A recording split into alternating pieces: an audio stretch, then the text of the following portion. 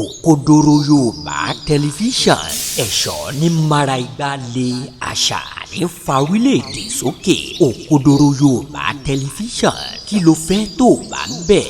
Ìdí ọdún là bẹ́lẹ́jọ́ máa wò ó níbi gbogbo àti nígbà gbogbo ohun ọ̀tún dúró dè ọ́ ń bẹ̀. Òkodoro Yorùbá tẹlifíṣàn. Hallelujah. Hallelujah. Hallelujah.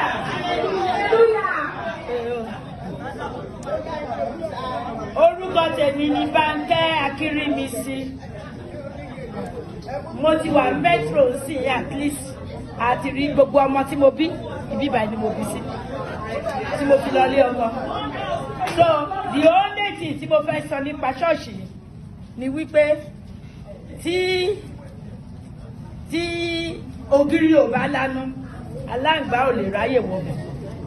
Ó bẹ̀rẹ̀ láti orí amúṣàn ó bẹ̀rẹ̀ láti orí amúṣàn nítorí wípé gbogbo nǹkan tá a bá ṣe inú ṣọ́ọ̀ṣì òun ló máa fídíò ló máa ṣe lé ló máa ṣàn. So gbogbo nǹkan tá a bá ṣe nínú ṣọ́ọ̀ṣì amúṣàn ló ń fún information lọ bá ẹ̀bùn ọ̀nàhóró.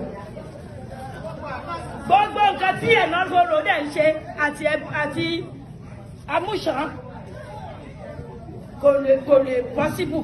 Why tí mo fi sọ bẹ́ẹ̀ ni wípé amúṣàn fẹ́ jẹ metro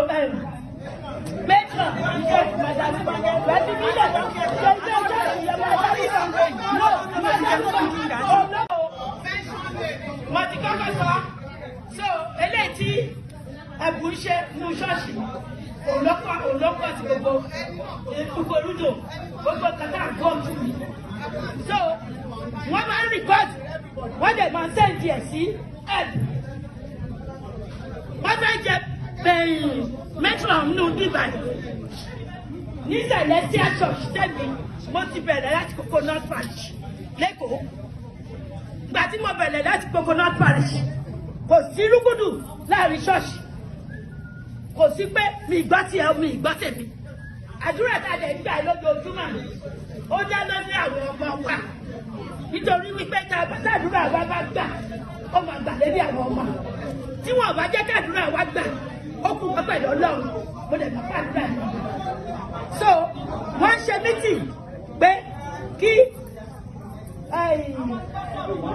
àwọn pásítọ̀ ń ṣe mítì lẹ́yìn bóyá dẹ́dọ̀ bàbá ọ̀ṣọ́fà bóyá kò dẹ́dọ̀ ọlọ́run nìkan ló yẹ bọ̀dí kẹtẹ́ wàá fẹ́ ṣe ní ṣọ́ọ̀ṣì àwọn náà ló sẹ́ǹdì bàbá Olùbánjọ wá síbí báyìí pé kí wọ́n wá ṣe olùṣọ́ àlùfọ̀ lé wa lórí nígbà tí wọ́n bẹ̀ dé àgbà wọn tọwọ́ tẹsẹ̀ inú wọn dẹ̀ dùn wọ́n dẹ̀ ti wá sí position wọn nǹkan tí à ń wá wọ́n dẹ̀ aṣọ fún wọn wọ́n dẹ̀ accept wọn so láti ìgbà tí bàbá yẹn ti dé ó máa ń fún wa láyè ó dẹ̀ máa ń gbọ́ tiwa àwọn náà dẹ̀ gbọ́ tiwọn but wọ́n rí pé ṣọ́ọ̀ṣì settle sí wọ́n wá kọ lẹ́tà òfò wọ́n kọ lẹ́tà ìyá wọ́n kọ lẹ́tà gbogbo oríṣiríṣi wípé àwọn ò pé kí bàbá yẹn kó palẹ̀ wá kó máa padà sí ṣọ́ọ̀ṣì kó padà sí kìnnì so reason tí wọ́n fẹ́ kó padà kò yé wa nítorí wọ́n kà ń bí báyìí a dey go against it because tó bá di wípé wọ́n fẹ́ continue ká máa wà ní ọ̀dà ọ̀ṣọ́fà gbogbo lẹ́tà oríṣiríṣi tí wọ́n kọ láti Nàìjíríà a ò fẹ́ mọ́ so number 2 a máa wà láyé ara wa a lot of churches ló wà tí ò wà ní ọ̀dà ọ̀ṣọ́fà so àwọn tó lè wọ tí wọn ò lè wà ní ọ̀dà ọ̀ṣọ́fà kì í ṣe yọkan kì í ṣe méjì kì í ṣe mẹ́ta so àwa náà wọ́n dẹ̀ ní ìsinmi so àwa náà ń wá ìsinmi fúnra wa nù ṣọ́ọ̀ṣì so a ò fẹ́ nǹkan kan tí wọ́n bá sọ pé wọ́n fẹ́ gbé wọn yẹn padà majority àwọn tó wà bíbá lára ara yìí tí ò níwèé tó dẹ̀ dúró tó dẹ̀ ṣiṣẹ́ lọ tí ò ní jẹ́ ìjọba so èèwọ̀ ni kí wọ́n sọ wípé kò níwèé kò ṣe kíní kan kò lè dúró nu metro irọ́ ni wọ́n pa so tí wọ́n bá fi àdá sílẹ̀ lẹ́ẹ̀mẹ́wàá ibi pẹlẹbẹ ló máa mú lélẹ̀ ẹ̀fẹ́ mà ní a ò dẹ̀ ní jẹ́ kó lọ so tó bá kàn wípé wọ́n fẹ́ kó lọ a kúrò ní ọ̀dà ọ̀ṣọ́fà a wà ní tra àní bá ọ̀ṣọ́fà ṣe mọ́ sọ tó bá jẹ́ yẹn ló ń tẹ̀ ọ̀ṣọ́fà lọ́rùn kí wọ́n fún wa abẹ́ bá ọ̀ṣọ́fà sọ̀rọ̀ ní èyí ká kúkú tọ́jú abẹ nígbò ìkẹ́ tó bá tẹ̀ lọ́rùn abẹ́ gbọ́ lẹ́nu that's it. According to the powers vested in me by the Constitution of Celestial Church of Christ, the Blue Book in section 120. Hallelujah! Let us finish the reading of the letter, then you can ask your question. Okay. Emma Biluma, I hereby make this pastoral order withdrawing your posting as the shepherd in charge of Celestial Church of Christ, Metropolitan Parish, at Delta, USA, with immediate effect. In addition, I also pronounce the immediate suspension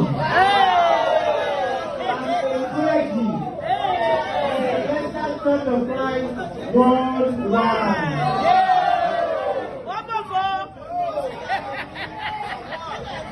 Before going to announcement, I make subsequent your continued insubordination, plus flagrant and repeated violation of my directives. In my letter dated February 10, 2025, I made it clear that on no account must Venerable Senior Evangelist Michael Odubanjo return to the United States of America and to VGC Metropolitan Parish as the shepherd in charge without fulfilling all the implications requiring work as a clergy in the United States of America. Recent unacceptable development confirms a flagrant violation of this directive on your part.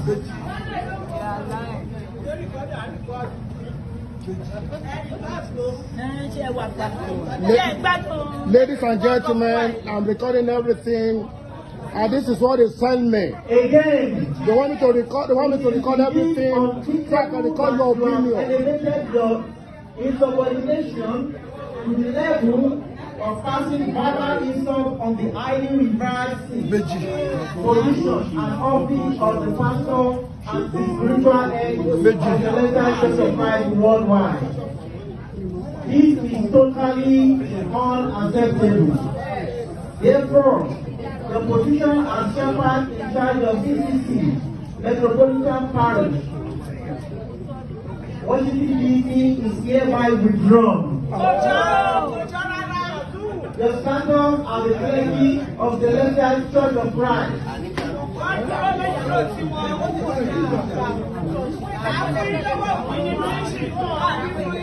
Your status as the clergy of Celestial Church of Christ worldwide remains suspended indefinitely. I have also withdrawn my letter directing CCC Metro Parish, Washington DC, to assist you in processing your education requirement to work as a clergy in the United States of America. You are advised in your best interest to return to your base in Italy. Further pastoral directives concerning you will be issued as the situation demands. Then copy the parochial committee, copy the compliance committee of CCC Metro Parish, then copy to the chairman, the vice chairman, and the secretary. Thank you. Who wrote the letter? The pastor.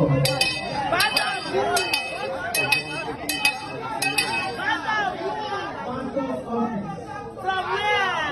From Lagos. Who is the name? Pastor Ian Oshofa.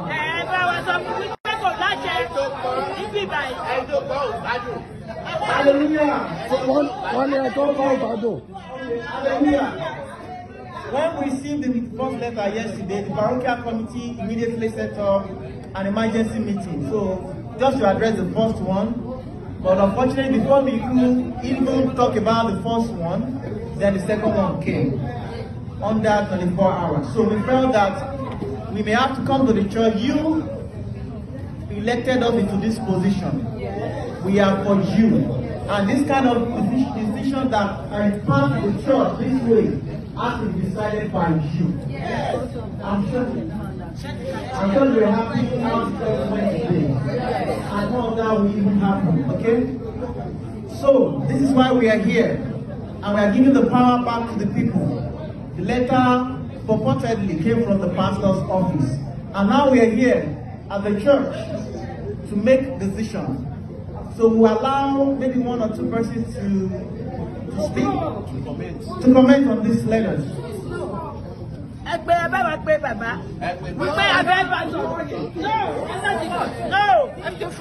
Hallelujah. If you have anything to say, please raise up your hand.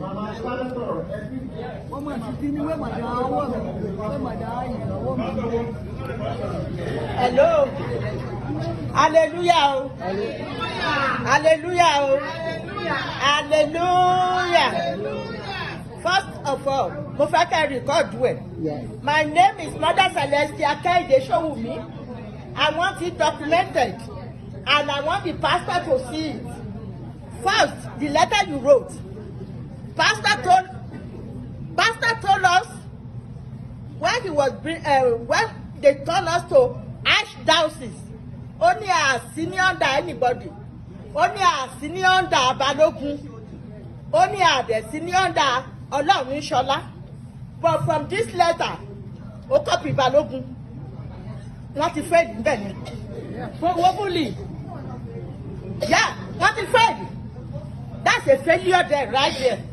And number two, I don't think the pastor wants the happiness for Metro. Okun Yoruba Television.